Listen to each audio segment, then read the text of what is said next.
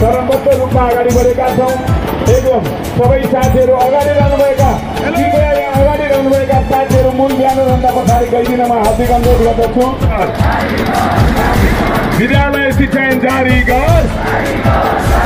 कृपया अगाडि बिजुली बजारको पुलमा उभिनुभएका सम्पूर्ण शिक्षक साथीहरू माइतीघर मण्डलातिर आइदिन पनि म हार्दिक अनुरोध गर्दछु। कृपया बिजुली बजारको पुल नजिकै रहनुभएका नेपाल शिक्षक महासंघ जिन्दाबाद। हाम्रो आन्दोलन जारी छ। हाम्रो आन्दोलन जारी छ।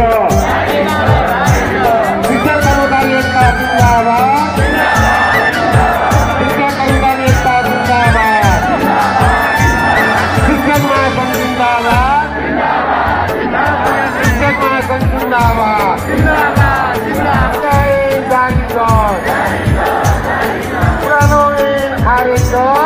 आज चाहिँ हामी काठमाडौँमा रहेका छौँ र यहाँ महासङ्घले गरिराख्नु भएको शिक्षक आन्दोलनमा हामीसँग आज एकजना सर हुनुहुन्छ। सर हजुरको परिचय? किशोर दाहाल सर हुनुहुन्छ। हजुर कुन जिल्लाबाट सर? दोलखा जिल्लाबाट हुनुहुन्छ। र हामीले चाहिँ यो परिवर्तन के को लागि खोजिरहेका छौँ, किनभने शिक्षकहरूमा चाहिँ यसरी बाटोमै आउनुपर्ने कारण चाहिँ के कस्ता रहेका छन् सर? अहिलेको वर्तमान पञ्चायती व्यवस्था हुँदै बहुदलीय व्यवस्था हुँदै लोकतान्त्रिक गणतन्त्रको व्यवस्था आउँदासम्म शिक्षा क्षेत्रलाई आम यो सरकारी शिक्षा सञ्चालन गर्ने शिक्षा ऐन चाहिँ 2028 सालको पञ्चायत कार्यालय शिक्षा ऐनले कार्यान्वयन गरिरहेको अवस्था छ। 753वटा स्थानीय निकायहरू छन्। स्थानीय निकायहरूले सङ्घीय शिक्षा ऐन नआउँदाखेरि आफ्नै पाराले शिक्षा ऐन निर्माण गर्ने, आफू अनुकूल बनाउने र शिक्षा प्रणालीमा चाहिँ एकता नभइरहेको अवस्था छ। हजुर त्यसैले आम सार्वजनिक शिक्षालाई चाहिँ गाइडेड गर्ने, निर्देशित गर्ने, सुसञ्चालन गर्ने, व्यवस्थापन गर्ने शिक्षा ऐन अहिलेसम्म पनि नआइरहेको।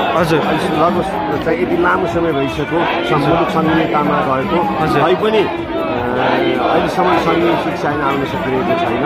त्यसैले हामीले त हामीलाई शासन गर्ने स्पष्ट सुव्यवस्था कायम गर्नका लागि यो एक ठाउँ शिक्षा ऐनको माग गरिरहेका छौँ।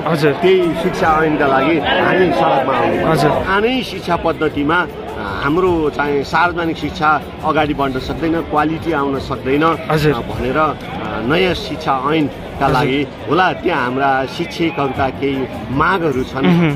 मूलत अहिले सबभन्दा महत्त्वपूर्ण माग भनेको इसिडीलाई विद्यालय धारमा ल्याइसकेपछि इसिडीलाई कम्तीमा पर्याप्त तलब देऊ। अहिले पनि सङ्घीय सरकारले 8000 तलब दिएको छ। 8000 तलबले काम गर्न सकिँदैन। विद्यालय सहयोगी कर्मचारी छ, उसको पनि कम्तीमा खान पुग्ने तलबको व्यवस्था गरिदेऊ। विद्यालय सहायक कर्मचारी छ, उसको पनि सोही अनुसार तलब व्यवस्था गरिदेऊ भन्ने मूल विशेष त आर्थिक कुरासँग जोडिएका भनेको हाम्रा भन्दा पनि विद्यालय कर्मचारीहरूका कुराहरूलाई बढी हामीले उठाएका छौँ। अरू भनेको चाहिँ नीतिगत कुराहरू मात्रै हो। नीतिगत कुराहरू लिएर शिक्षा ऐन चाहिँ छिटो जारी होस् भन्ने माग हो। अहिले हाम्रा साथीहरू 753 टुक्रामा टुक्रित भएर शासकहरूलाई जे इच्छा लाग्यो स्थानीय सरकारहरूले आफूलाई इच्छा लागे मुताबिक चाहिँ शासन व्यवस्था गरिरहेका छन्। मन परी गर्नका लागि शिक्षा ऐन अहिलेसम्म नआइरहेको अवस्था हो। त्यसकारणले यस्तो नहोस्, एकरूपता कायम होस्। शिक्षा ऐनले चाहिँ सङ्घीय अधिकारहरू के हुन्, प्रदेशका अधिकारहरू के हुन्, स्थानीय अधिकारहरू के हुन्, विद्यालय व्यवस्थासँग कसरी परिवेशन हुने, हाम्रो मूल माग भनेको त कम्तीमा सङ्घ अन्तर्गत नै यो शिक्षा सार्वजनिक शिक्षा चाहिँ सङ्घीय सरकारले जिम्मा लिइदिनुपर्छ भन्ने पनि हो। किनभने स्थानीय सरकारहरू आफैमा सक्षम सबल छैनन्। उनीहरूले शिक्षालाई चाहिँ आफ्ना ढङ्गले चाहिँ बजेट विनियोजन गर्ने कुरा कम छ। किनभने अहिले बढी चाहिँ यो भौतिक कुराहरूमा बजेट विनियोजन हुँदो रहेछ। त्यसैले हामीलाई मूलत यो रूपान्तरणकारी युगान्तकारी अहिलेको चाहिँ समय परिवेश सुहाउँदो शिक्षा ऐन देऊ जसले सार्वजनिक शिक्षामा आमूल परिवर्तन गरोस्। आम नेपाली बाआमा दाजुभाइ दिदीबहिनीहरूले चाहिँ आशा गरेको परिवर्तन ल्याउन सकोस् यसैका लागि हो हाम्रो पनि यही नै कामना छ सर होइन तपाईँ मार्फत सम्पूर्ण चाहिँ नयाँ वर्षको शुभकामना हामी पनि विद्यालय छोडेर सडकमा आज 14औं दिन आउनु परेको हामी आफै दुखी छौँ यो होइन हामीले होइन शासकहरूले माग्नु पर्थ्यो हाम्रा अभिभावकले माग्नु पर्थ्यो होला हाम्रा विद्यार्थीहरूले माग्नु पर्थ्यो होला हाम्रा चाहिँ सरकार पक्षहरूले माग्नु पर्छ स्थानीय निकायले हामीलाई सङ्घीय ऐन छिटो दिए हामीले यहाँ स्थानीय ऐन बनाउन सकेनौँ काम गर्न सकेनौँ भनेर उनीहरूले माग्नु पर्थ्यो होला प्रदेशले माग्नु पर्थ्यो होला उनीहरूले चाहिँ आफू खुसी आफू अनुकूल गर्न पाइरहेको अवस्थामा अरूले नमाग्दाखेरि यो त आम सरकारको विषय हो विषयवस्तुको उठान मात्रै हामीले गरिदिएका हो अब यसमा समग्र सबैको चाहिँ सहयोगको अपेक्षा पनि रहनेछ एकदमै धन्यवाद म एनएनडीए दोलखा जिल्ला मेरो देश डुब्नै लाग्यो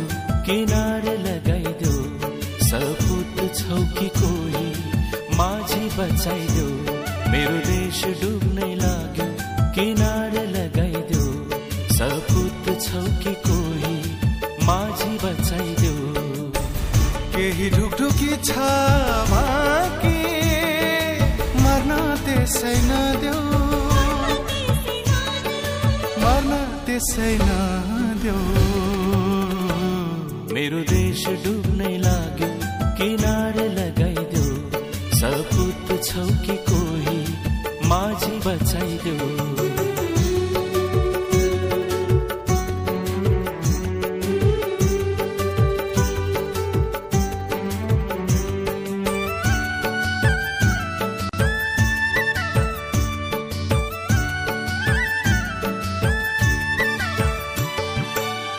आएन कोही यो देशलाई